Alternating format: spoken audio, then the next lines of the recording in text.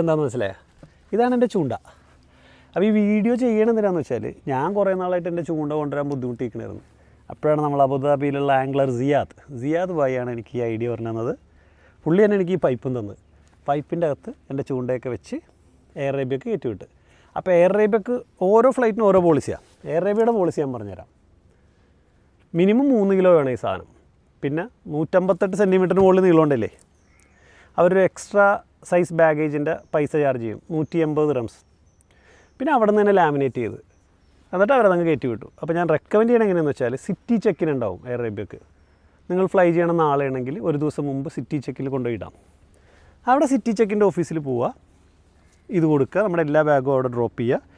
അതാകുമ്പോൾ എന്തെങ്കിലും കൺഫ്യൂഷൻ ഉണ്ടെങ്കിൽ അവിടെ നിന്ന് നമുക്കറിയാം. അല്ലാതെ ലാസ്റ്റ് മൊമെൻറ്റിൽ ഫ്ലൈ ചെയ്യുമ്പോൾ എയർപോർട്ടിൽ നിന്ന് ഇതൊക്കെ ചെയ്ത് കഴിഞ്ഞാൽ ടെൻഷനാണ്.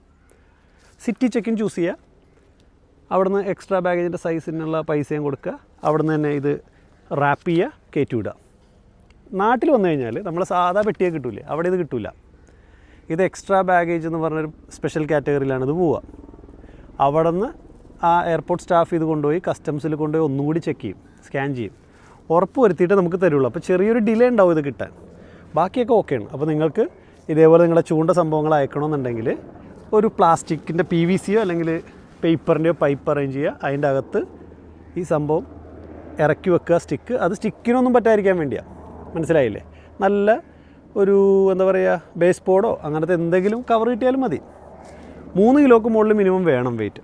അങ്ങനെയാണ് നിങ്ങൾക്ക് ഈസി ആയിട്ട്. എയർ അറേബ്യയുടെ പോളിസി അതാണ്. ബാക്കിയുള്ള ഫ്ലൈറ്റുകൾക്കും ഇതേപോലെ കാണും.